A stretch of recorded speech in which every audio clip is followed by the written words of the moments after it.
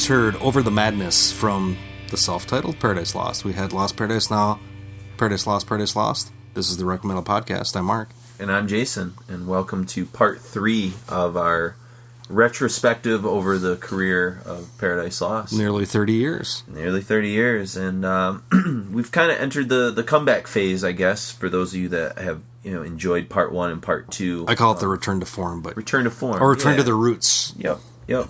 And, this is something we'll kind of play off of, some comments that Jeff made in part 2, kind of talking about whether or not this is, he said, it's like adults trying to be kids again or something like that. Interesting. I think that's a little hyperbolic, it could be. I mean, I can see where he's coming from, but I but again, and one of the things I kind of postured to Mark is I could see, like, if maybe, if you listen to Paradise Lost and maybe only heard a couple of the self-titled Paradise Lost and heard a couple singles and maybe they didn't grab you, and then maybe you heard the opening single of In Requiem, which is The Enemy, and you're like, okay, but maybe you didn't get deep.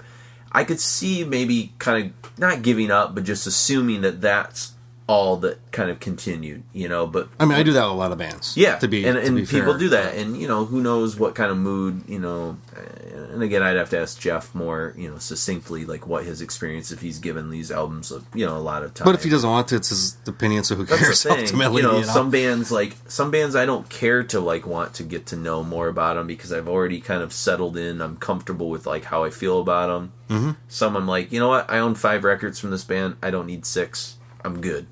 If I'm in the mood to listen to band A, then I'll listen to these 5 records. I don't need... There's a handful, maybe 10 bands that I'll buy whatever they put out. Mm-hmm. Maybe that many. I don't even... That might even seem kind of high, but a lot of them are done. Cathedral, they're done.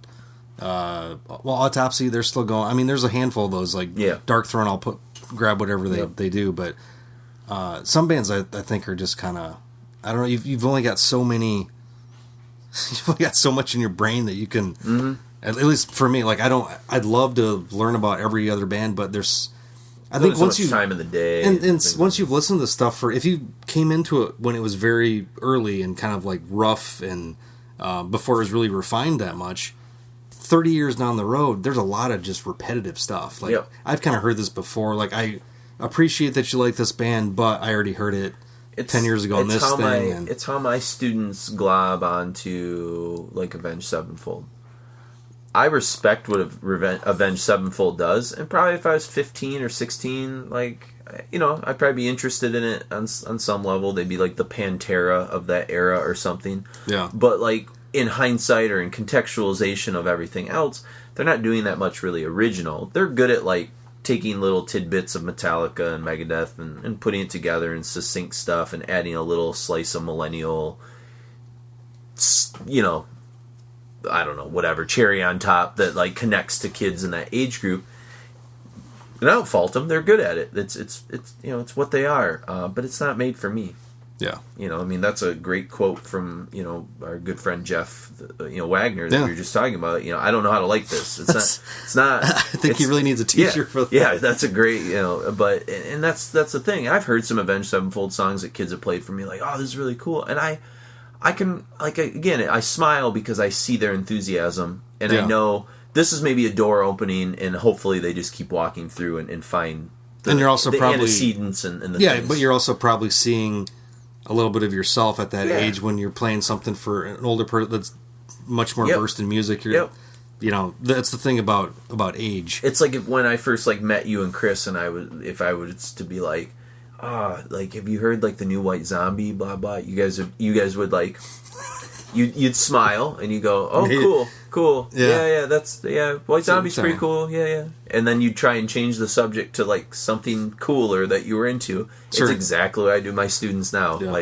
Cool, Avenged Sevenfold, yeah. Well, do you like Ride the Lightning from Metallica? Because that's a record you should hear if you like Avenged Sevenfold. So I get it, Have you heard any Budgie? Yes, and I don't want to beat the point home, but I do think that this self-titled record is it stands at kind of an interesting crossroads. It was also on the Gun label. It wasn't. I feel like it was easier to get than Symbol of Life for some reason, or maybe that's just because we knew the right people and we were pumped for it because we had heard some singles, so we're like, oh, we gotta track this down. Or I don't know why this record was more on my radar screen than say Symbol of Life was. Was I still at the record store? I think this is 2004, right? Oh no, this is 5. This was the last year I was at the record store. Okay, but this is another thing is the internet came around. That's true. I remember, I think I bought some of the later on stuff, like, well, not Faith Divides. Maybe in Requiem I got on Amazon or something. Yeah. It was just like, well, that was on... But I think at that point, like, they were probably showing up, reviews were probably showing up in, maybe in Decibel or some other places that we were looking at, or maybe Chris was in the loop a little bit more, and he was kind of, like, sending us sneak previews of some tracks to, like, listen to before the albums even came out. I'm really not sure on Jesus, that one. Yeah, I don't know. It's hard to... That's such a... I mean, it's not that long ago, but I don't... That's 12 years ago. But I mean, I remember stuff more succinctly in the 90s than I do in the early 2000s. You're always going to remember stuff from, like, teenage years and early college more, because they were, like, new memories. Yeah. Whereas, like, at this point, we're such in, like, a routine of, like, metal, like, it all kinds of blends together. Like, yeah, I honestly don't. I knew the band... I like, sought out what was happening. From them. I'd look on their website every once in a while to see what's going on or something. But so why do you think people, like, this got me back into Paradise Lost, but what do you think it is about this particular record? Because it's not the best record that we're going to hear in this episode. It might be my least essential of maybe any of these ones, like, in hindsight. But, like, at the time, it felt like, woo, they're getting back to Draconian and Icon riffs and things like that. I mean, it's just always... I mean, when you really get into a band, even like, I mean, the same thing goes with, not to always use Metallica as our go-to, analogy for everything. Yeah, they get compared to Paradise Lost a little bit sometimes, though. True, but like everybody wants them to do just a great thrash record again. Like, I think everybody, like when you're known for a certain, which the funny thing is Paradise Lost is not really known for any specific style outside of being doomy. Yeah. Gloomy aspect, to the feel of it, but as far as like sonically, they're known for so much. Mm-hmm. But everybody wants Metallica to do like Master of Puppets Part 2, like when you get just a glimpse of that again, I mean, a lot of it probably just feeds into your own ego. It's like a nostalgia, drug kind of. But also, as for me, being someone who makes a living off art, and these guys who make a living off music, I think it's great when they can continue the longevity of their career, but also do stuff that's fulfilling to them, stuff that brings new people in, stuff that brings old people back into it. Yeah. I'm never gonna begrudge them for that. I don't know how much of a artistic statement the self-titled really is. I was gonna say, is this too much like to go where maybe Jeff's critique of a record like this might be? Is it too much recycled past? I don't know if they've ever really done too much of that, to be honest. I mean, I don't feel that way necessarily, but I can see it. It's not like there's a lot of odes and things, and it feels like there. But also, you think like it's because you got to take it from different perspectives. At this point in time, there's a lot of shitty goth, metal stuff coming out, and this record seems to kind of like lay that stuff to waste. To me personally, any of the stuff I heard from that era that's trying to kind of get into I can't even throw out a name. Because it was also Nightfall or Nightwish, Epica, like any of that kind of like stuff that had. I don't know. I don't know. That stuff just even like Lacuna Coil by this point was kind of pretty tired. I've always hated that band. So never liked a single thing about that band. I don't mind some of their stuff, but they're. But they were. It seems like they were kind of coming back to because I mean I've done the same thing with art is going like the stuff that really excites you as a kid. Like Mad Magazine was my big thing when I was a kid. I try to reach out to do different things in my teenage and early 20s and all that kind of shit. And then you find everything, like you do a lot of experimentation, which they did. It's like their college years. Yeah. Like experiment where all the stuff can go. And then ultimately, I think a lot of people come back to what they're comfortable with and what they really feel deep inside themselves as a kind of it's their voice. Mm-hmm. So I don't know if it's recycling or if it's just kind of like coming back to what you thought, what you think you're really good at. Mm-hmm. I mean, it's two sides of... I see this is a battle a lot of bands face, and, like a band that for some reason springs to mind that has nothing really to do with metal is like Radiohead. Radiohead after, starting with like the Bends and OK Computer and Kid A, like all of a sudden every record was like different. And now they've kind of gone through this cycle of having done all these different modes. And now it's like when they put out new stuff, like you don't really know if it's just going to be a composite or like they've almost like achieved everything. So it begs the question, like, are they still relevant? Is it still something you're interested in? And when they do put out a record, I enjoy it. And I'm like, okay, I'm glad this came out. I don't know. It's not necessarily stealing from this or this or this, but it's got a little bit of everything, maybe. Mm-hmm. And I think that's some of this stuff from Paradise Lost, at least maybe the first two that we're going to look at, until really I feel like Faith Divides Us, Death Unites Us, that when that record comes out, I feel like it's not that they've just rediscovered their voice, because they've always had their voice, but to me that seems like a more focused, like they're really locked in at that point. Mm-hmm. Whereas like there is some filler on like in Requiem where like they're trying some things and it's like that doesn't hold up as well 10 years later as it did maybe in like 2007 or 2005 or and I feel the same way about the self-titled. Like there's a lot of really great songs. I mean, Over the Madness, Sun Fading, Redshift. There's I like that record. It's a record I can put on and be reasonably happy. Some of it's kind of fillery though. Sure. I mean, like there's just stuff that I'm like, okay, like it's still maybe, I don't want to say it's in that Symbol of Life mode, because I think it's better than that, but it's like still trapped in kind of like a... It's more of it's a rediscovery. It's essential, kind of mode. But going back to that, I think I mentioned last episode, the longevity of metal, as opposed to other genres. Like even like how much is Moonshaped Pool? Is that the new Radiohead? Yeah. How is that bringing anything different to the table than Kid A? Yeah, exactly. I don't know.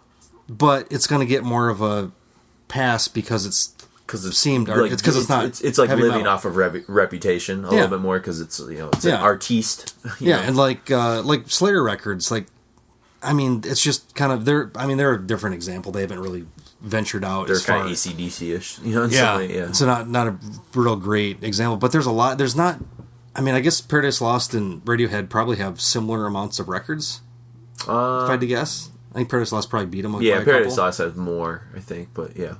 But it's weird to try to judge careers in different genres, because it's completely different. Like hip hop is different than metal is going to be, as opposed to indie rock. And I mean, how many fucking Guided by Voices records are there? Too many. And then Robert Pollard solo shit. It's just like, oh my god, but. Yeah, so it's hard to... I don't know. I feel it's more like they're kind of like, this is what we started out as, this is what we really feel. Sure, yeah. Like, we're going to go back to this. Well, I think, and again, like, I'm not a naysayer. I was just trying to, maybe open up this doorway of things, like that Wagner kind of opened up. Oh, sure. And it's I'm an apologist. Unabashedly for and it's definitely guys, and so am I. I own all these records and love them a lot.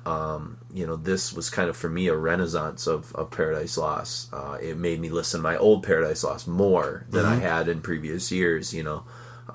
Because again, I think I appreciated the longevity of the band at this point. And that they can still make me feel something every record, even if it's not a great record.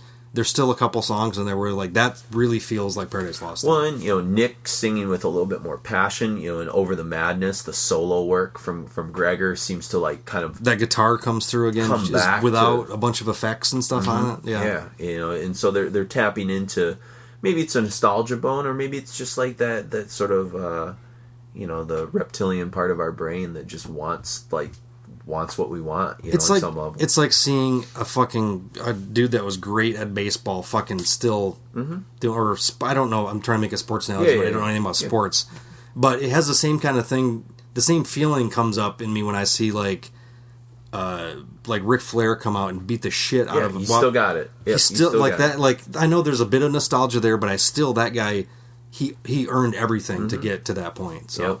Yeah, wrestling can kind of be in today's context. That would be Goldberg has come back. Oh, has he? Yeah, and he's gonna be main event WrestleMania against Brock Lesnar, and he might have the. Does belt. He still have those lats?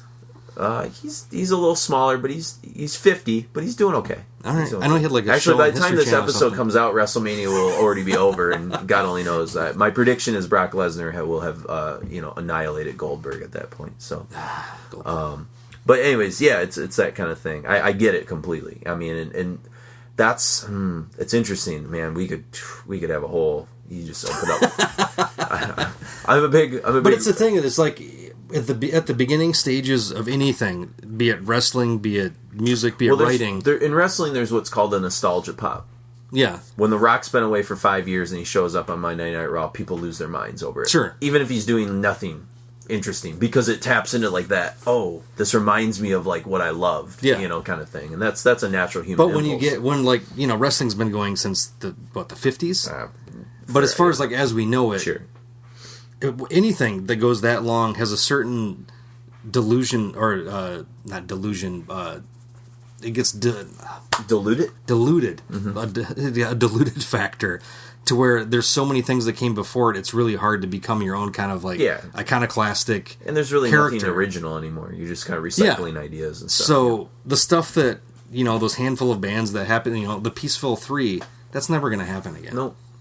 So they're all kind of doing their own. I don't know. I give like all that stuff means more to me than some band that's doing something like I know you like the band, but like a band like Alcest, they're doing something different. But I could not give two shits about that band at all. Mm-hmm.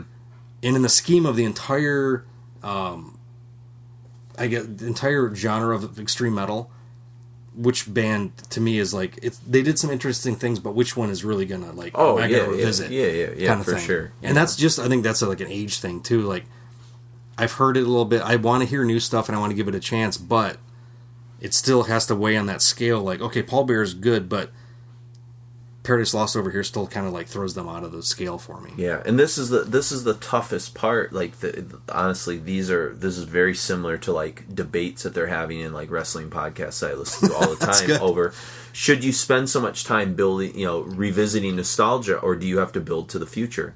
Because if you're spending so much time focusing your attention, and we're talking about like the media and stuff like that, and the media is not focusing all their attention on Paradise Lost. Trust us. No. Okay.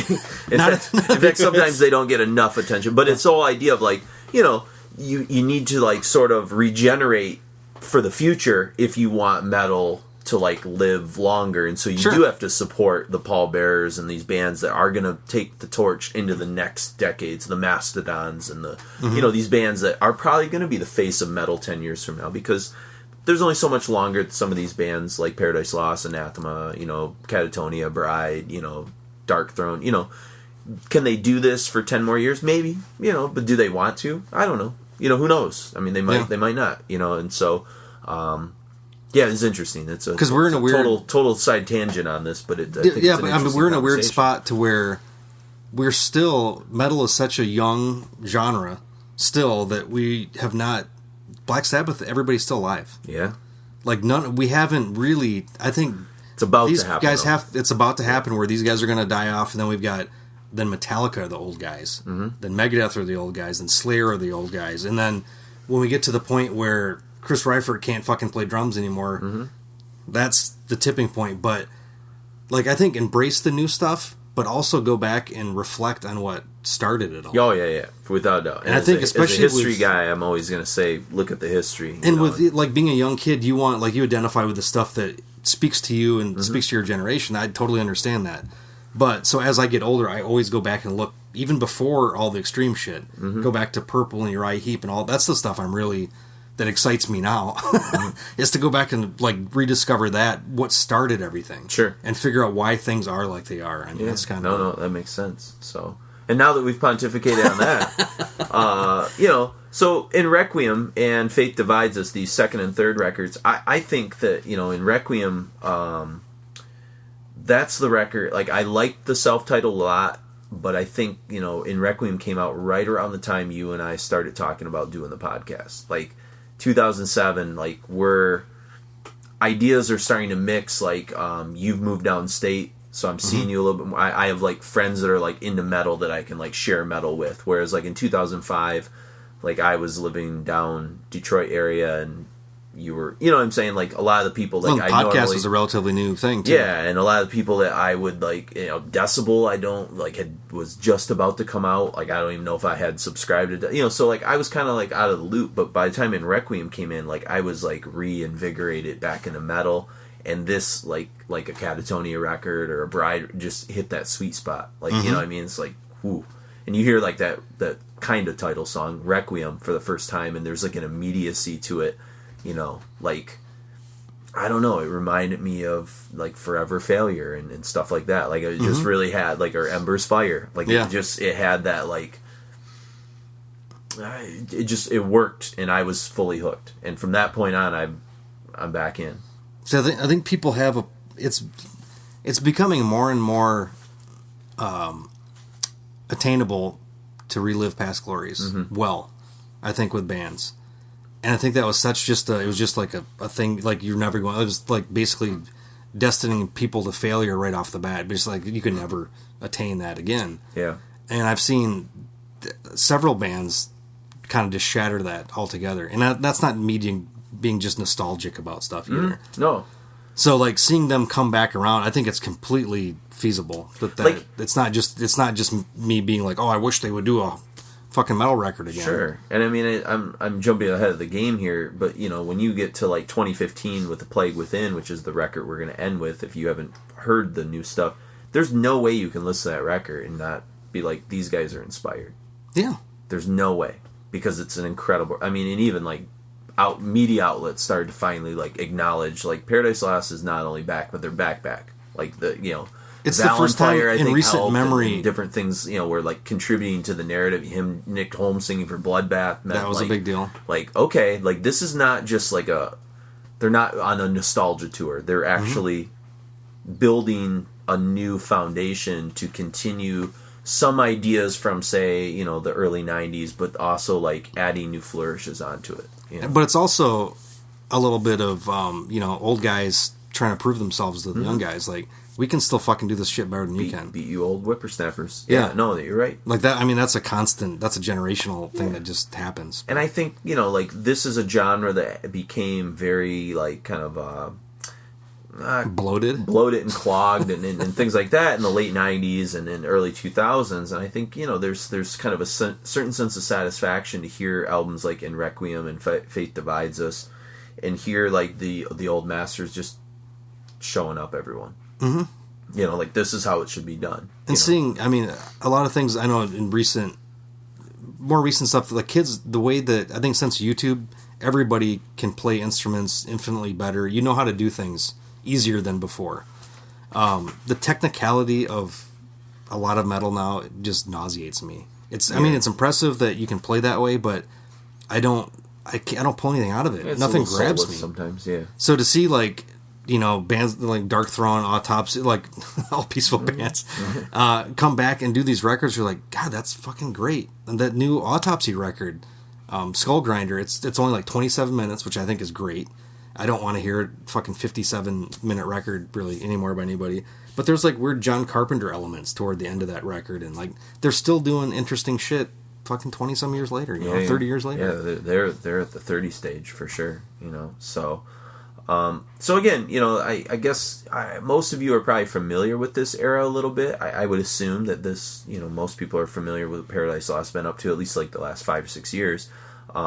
But, if you were kind of on the fence with some of these, 2005 and beyond records, I think they're worth revisiting all of them. I think there's not a bad one in the lot, and different ones have different personalities and stuff. I think they start to get stronger as they kind of proceed through, I mean... I think, honestly, The Host is the most divisive record there. Yeah. At least Host is something that, like, I'm sure Anders is from Catatonia and Nystrom has probably listened to that record 1,000 times. Yeah.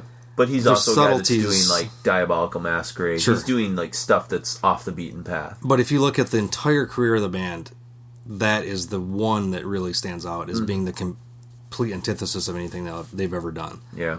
I mean, I guess the furthest outside. But then seeing that they can do that and then come back is the impressive part to me. Yep, absolutely. Because, like, the Cure's never come back and done, like, Disintegration Part 2.